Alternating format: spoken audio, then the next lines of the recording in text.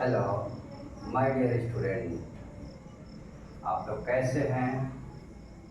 मैं आशा करता हूँ कि आप लोग ठीक होंगे। देखिए, क्लास 10th की समांतर श्रेणी अरिथमेटिक प्रोग्रेशन, समांतर श्रेणी,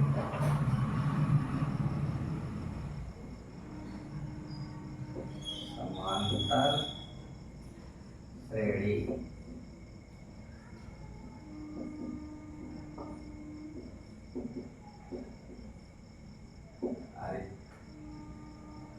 अरिथमेटिक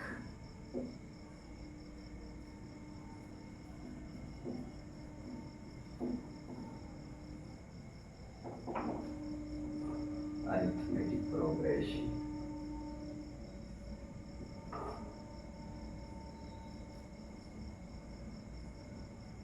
अरिथमेटिक प्रोग्रेशन, समांतर श्रेणी अरिथमेटिक प्रोग्रेशन। देखिए,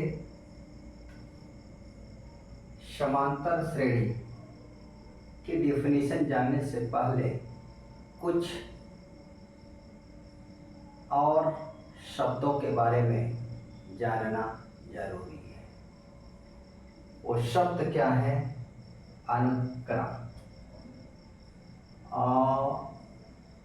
अनुक्रम,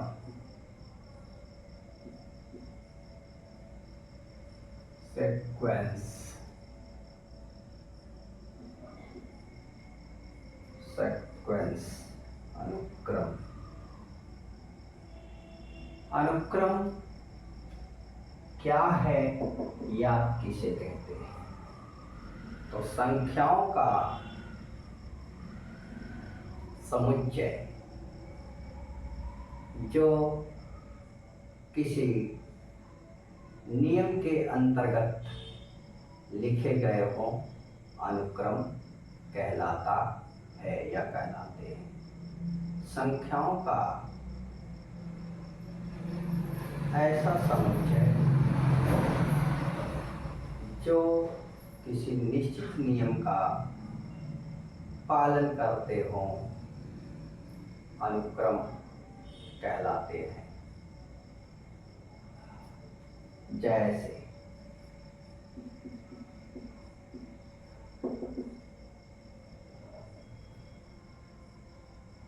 1, 3, 5, 7, 9, 5, 8, 11, 14, 2, 4, 6, 8,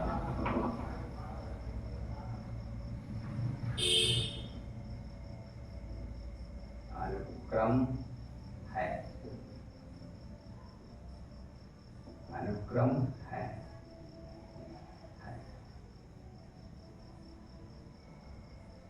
1, 4,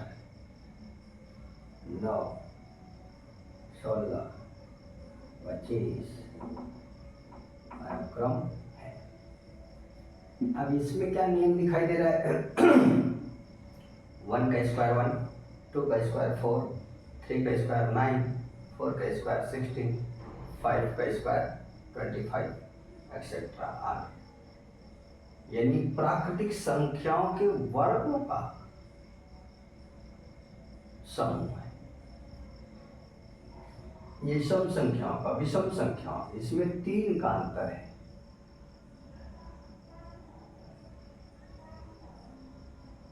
तो देखिए, ये जो संख्याओं का समूह है, ये क्या है? अनुक्रम। क्यों अनुक्रम है? क्योंकि एक निश्चित नियम के अंतर्गत प्रत्येक संख्या पहले से 2 अधिक है और इसमें प्रत्येक नंबर अपने पहले वाले नंबर से 3 अधिक है। इसमें 2, इसमें क्या है? ये प्राकृतिक संख्याओं के वर्गों का समुच्चय है। तो ये क्या अनुक्रम है? यदि यहीं पर लिखा जाए 5, 8, 16, 28। तो ये क्या है भाई? अनुक्रम नहीं है, अनुक्रम नहीं है। क्यों? क्योंकि 8 5 से 3 अधिक है, 16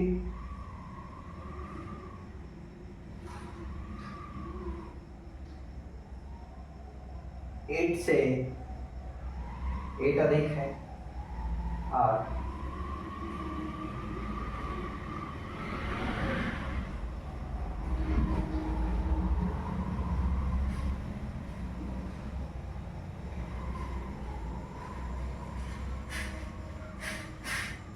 28 16 से 12 अधिक है। इसलिए इसमें एक निश्चित क्रम नहीं है, इसलिए यह अनुक्रम नहीं है।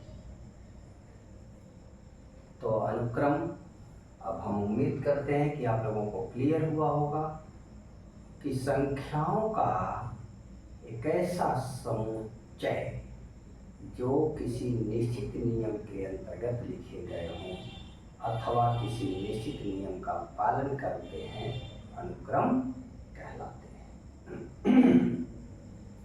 अब अनुक्रम,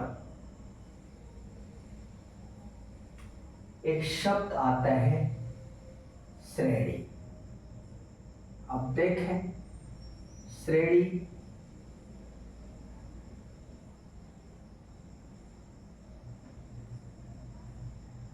श्रेणी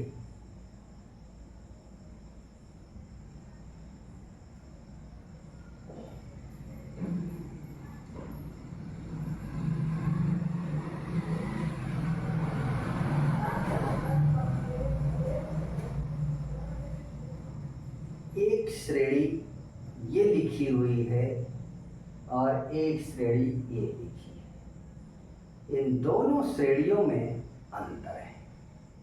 वो अंतर क्या है यह भी जान लें। देखिए, जब अनुक्रम के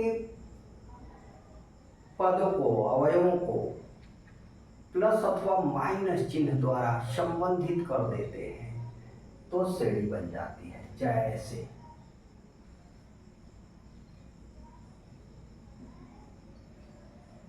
1 + 3 + 5 + 7 + 9 + 1, ये श्रेणी है।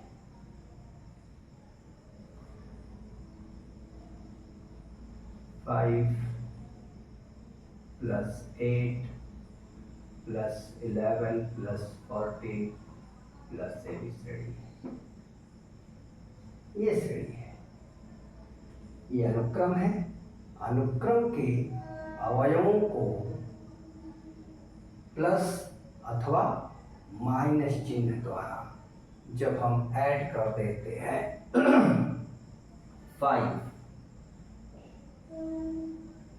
3 1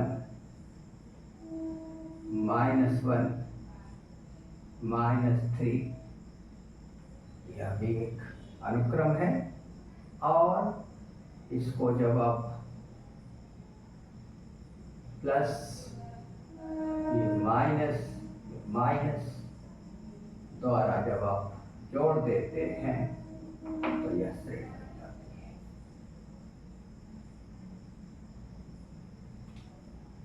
जैसे अनुक्रम यहाँ लिखें तो 5 3 1 -1 -3, ये अनुक्रम है। और इन्हें चिन्ह द्वारा क्या किया गया? प्लस अथवा माइनस, यानी प्रत्येक एलिमेंट्स या पद, प्रत्येक पद पूर्व वाले पद से 2 कम है। क्या है? प्रत्येक पद से 2 कम है, यानी कि ये क्या बन गया? श्रेणी। अब ये श्रेणी क्या है? श्रेणी, ठीक है।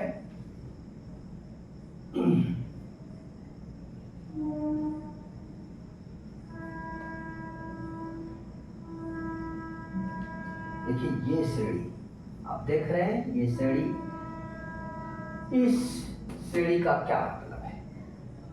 मैंने आपको बताया कि अनुक्रम, अनुक्रम के बाद ये श्रेणी, फिर ये श्रेणी। तो इस श्रेणी का क्या मतलब? तो ये जो श्रेणी है इसको इंग्लिश में सीरीज कहते हैं। क्या कहते हैं? सीरीज।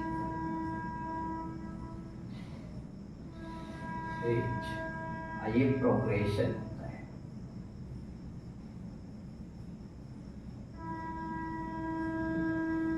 प्रोग्रेशन।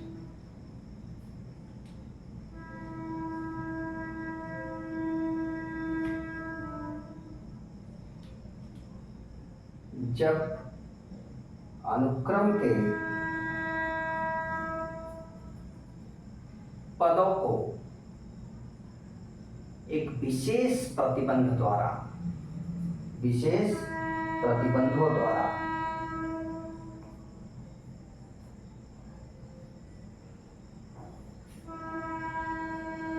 अनुक्रम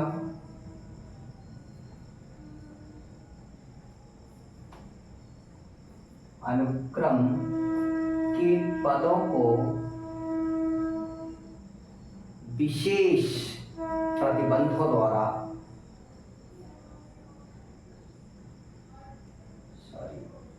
अनुक्रम के पदों को विशेष प्रतिबंधों के साथ लिखा जाए तो उसे श्रेणी कहते हैं।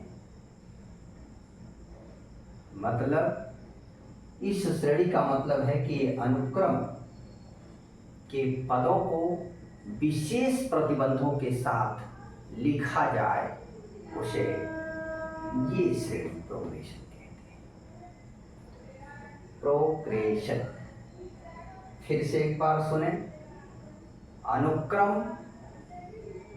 अनुक्रम के पदों को विशेष प्रतिबंधों के साथ लिखा जाए, इसी को श्रेणी कहते हैं। ये श्रेणी,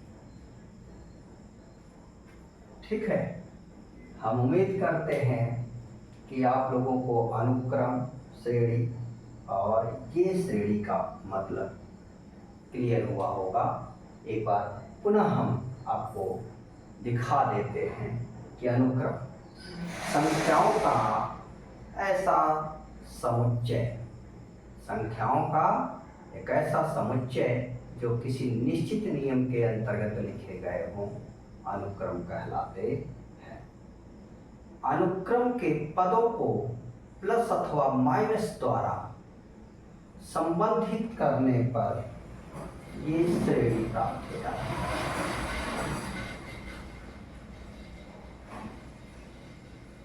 और अनुक्रम के पदों को एक विशेष प्रतिबंधों के साथ लिखने पर यह श्रेणी प्राप्त होती है। एक विशेष प्रतिबंधों के साथ लिखने पर ये श्रेणी प्रोग्रेशन प्राप्त होती है।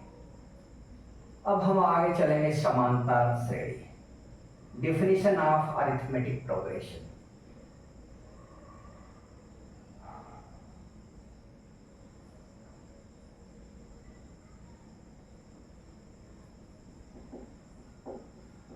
Definition of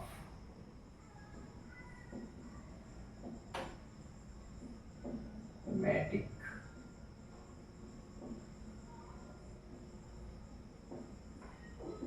progression. Arithmetic progression. समांतर श्रेणी की परिभाषा। समांतर श्रेणी की परिभाषा।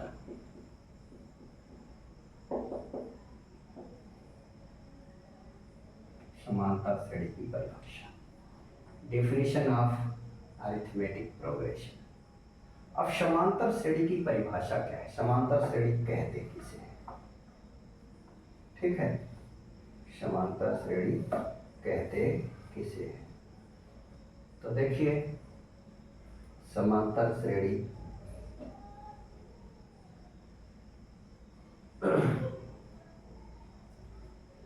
वह श्रेणी जिसका प्रत्येक पद पूर्व वाले पद में किसी निश्चित राशि को जोड़ने अथवा घटाने से प्राप्त होती है, कामा समांतर श्रेणी कहलाती है।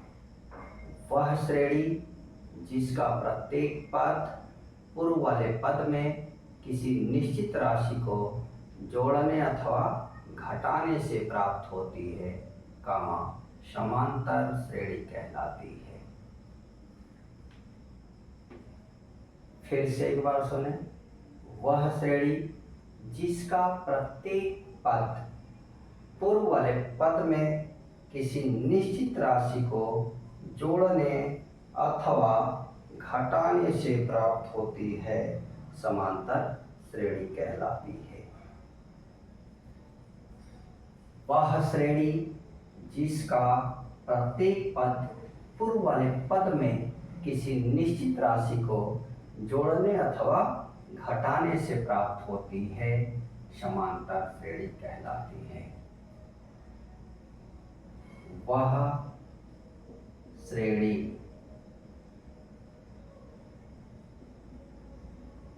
जिसका प्रत्येक पद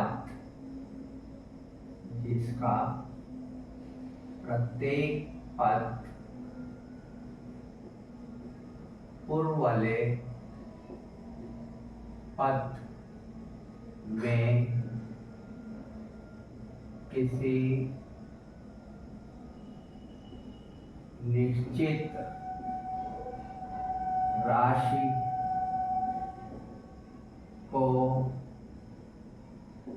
जोड़ने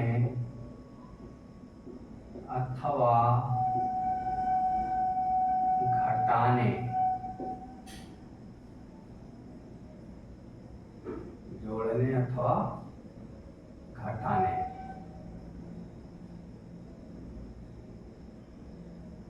पर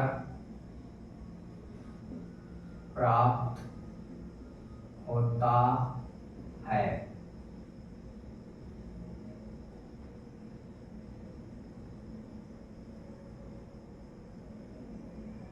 समांतर श्रेणी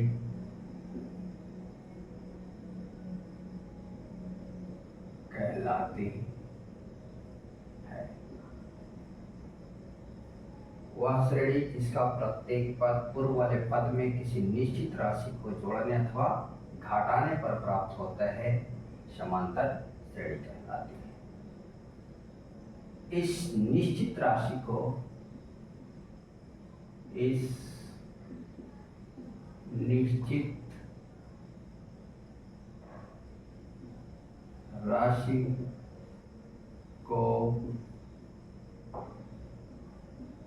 समांतर श्रेणी का सार्व अंतर कहते हैं।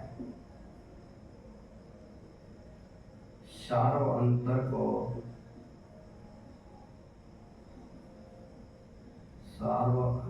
को स्मॉल डी से प्रदर्शित करते हैं।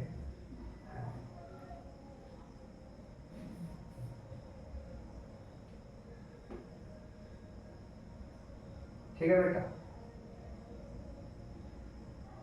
निश्चित राशि को समांतर श्रेणी का सार्व अंतर कहते हैं और सार्व अंतर को स्मॉल डी से प्रदर्शित करते हैं। समांतर श्रेणी को संक्षेप में समांतर श्रेणी को संक्षेप में सश्रेय या एपी से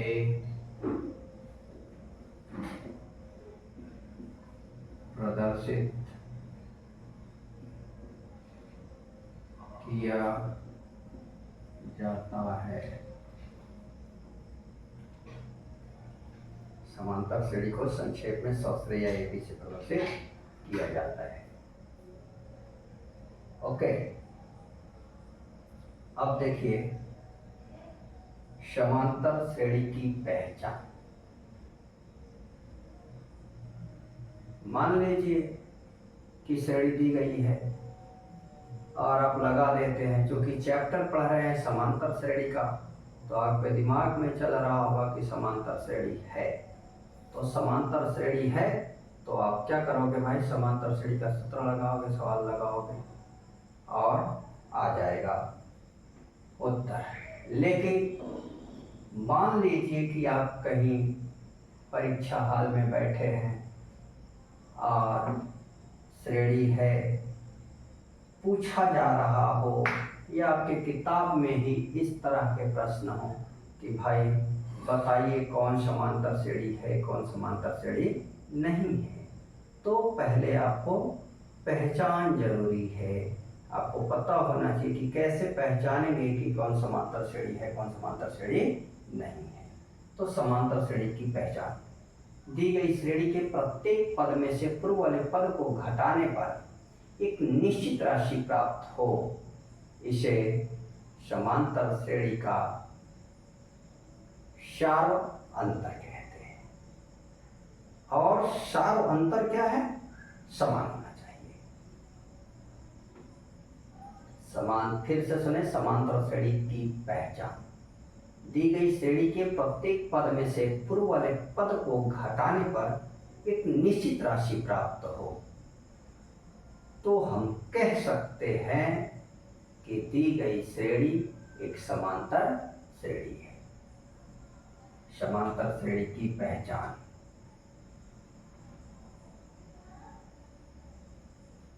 समांतर श्रेणी की पहचान,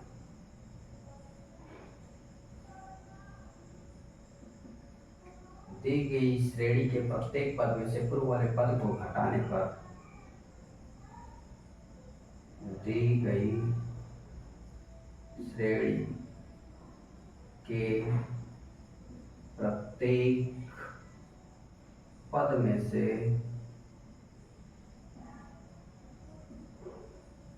पूर्व वाले पद को घटाने पर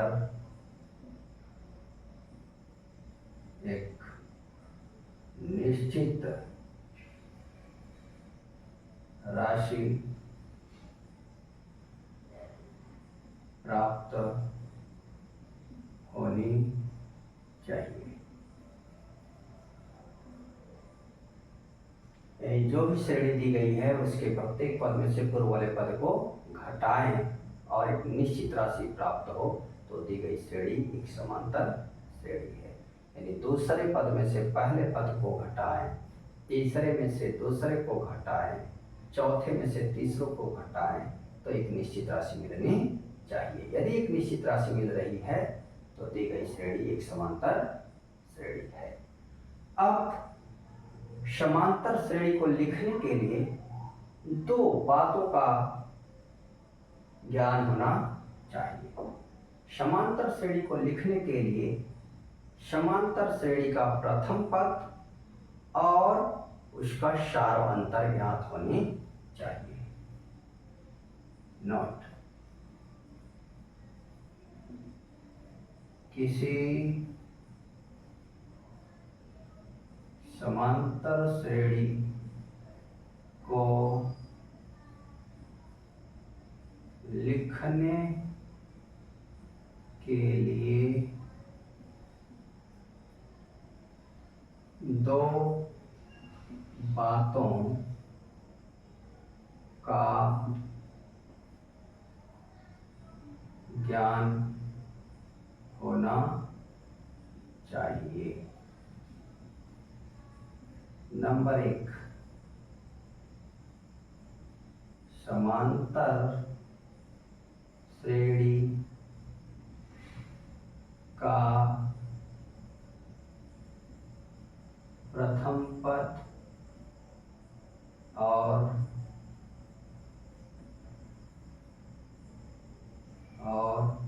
समांतर श्रेणी का सार्व अंतर।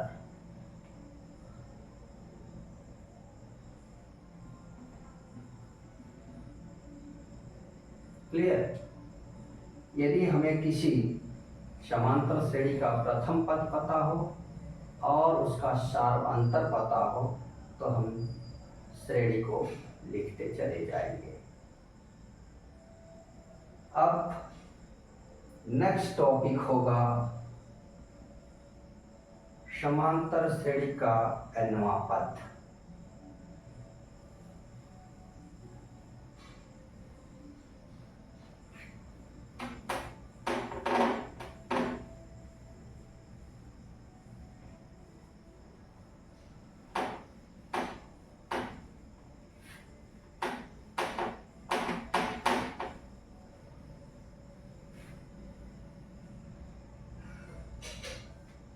समांतर श्रेणी का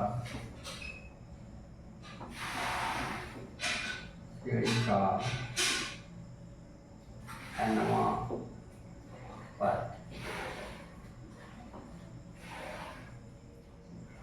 समांतर श्रेणी का nवां पद या समांतर श्रेणी का व्यापक पद या समांतर श्रेणी का व्यापक पद, इंग्लिश में nth terms of arithmetic progression,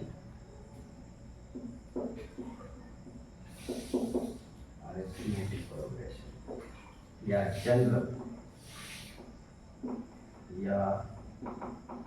general terms of arithmetic progression.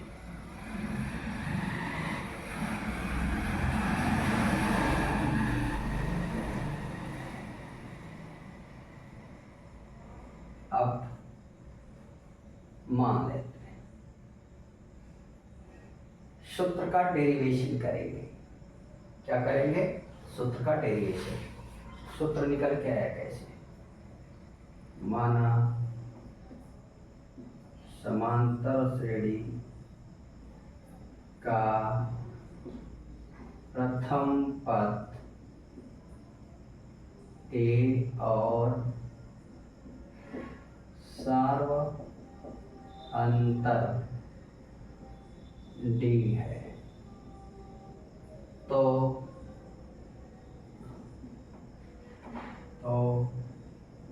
समांतर श्रेणी a plus d, a plus 2d, a plus 3d etcetera. अब देखो A1 A is equal to A plus 0 into d, A plus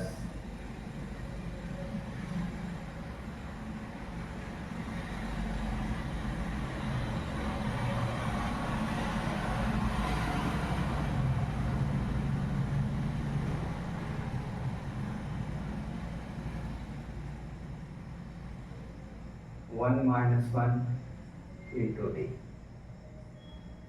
A2 ये दूसरा बात, A plus D क्या है? A plus, इसको लिख सकते हैं 2 minus 1 into d, देखो यही है 1, A3 तीसरा बात, A1 into A3, A plus 2d, A plus ये तो कैसे मिलेगा?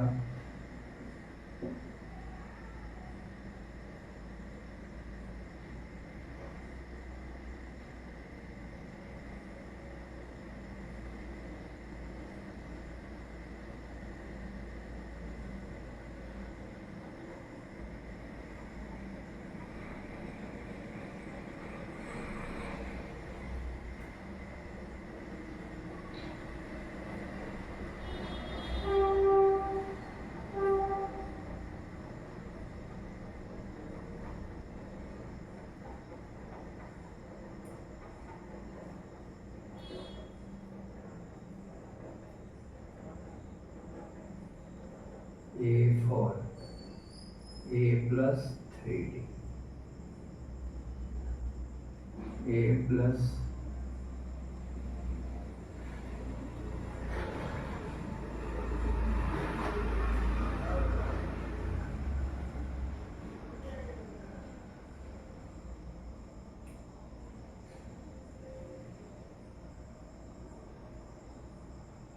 देखो इस तरह से ए एन, सभी में देखो फर्स्ट पर ए है, प्लस है, पहले में 1 - 1, दूसरे में 2 - 1, तीसरे में 3 - 1, चौथे में 4 - 1, एनवें में n - 1 और डी सभी के साथ मल्टीपल। यही है समांतर श्रेणी का nवां पद यानी व्यापक पद, जहाँ ए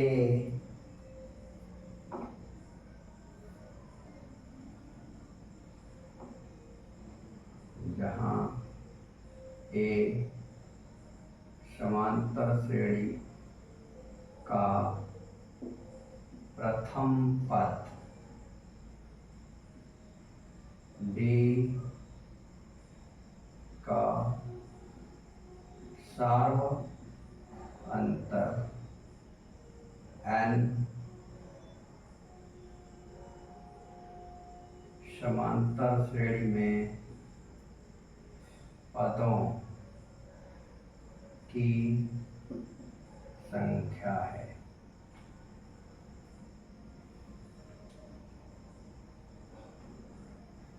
अब देखें इसी सूत्र को nवां पद को l से भी दिखा देते हैं। l बराबर जैसे किसी श्रेणी में 10 पद हैं तो 10वां पद ही क्या है? अंतिम पद है। 10वां पद ही क्या है? अंतिम पद है। ठीक है बेटे, तो अंतिम पद को लास्ट टर्म्स ए l बराबर n-1 इंटू डी, यही nवां पद ही अंतिम पद है। तो ए एन बराबर A plus N minus 1 into D या एल बराबर A plus N minus 1 into D.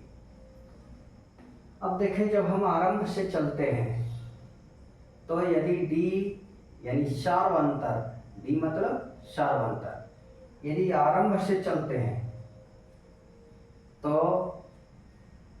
सार्वंतर धनात्मक है, तो जब अंत से चल के आएंगे तो सार्वंतर ऋणात्मक हो जाएगा। आरंभ से पॉजिटिव तो अंत से निगेटिव, यदि आरंभ से निगेटिव तो अंत से पॉजिटिव। ये जो आपका सूत्र है ये आरंभ से nवां पद है, समांतर श्रेणी का आरंभ से nवां पद। समांतर श्रेणी का आरंभ से nवां पद ए एन बराबर A plus N minus 1 into D. समांतर श्रेणी का अंत से nवां पद ए एन, जब अंत से चलेंगे तो जो अंतिम पद है वो प्रथम पद बन जाएगा, डी का मान निगेटिव हो जाएगा, minus n minus 1 into D.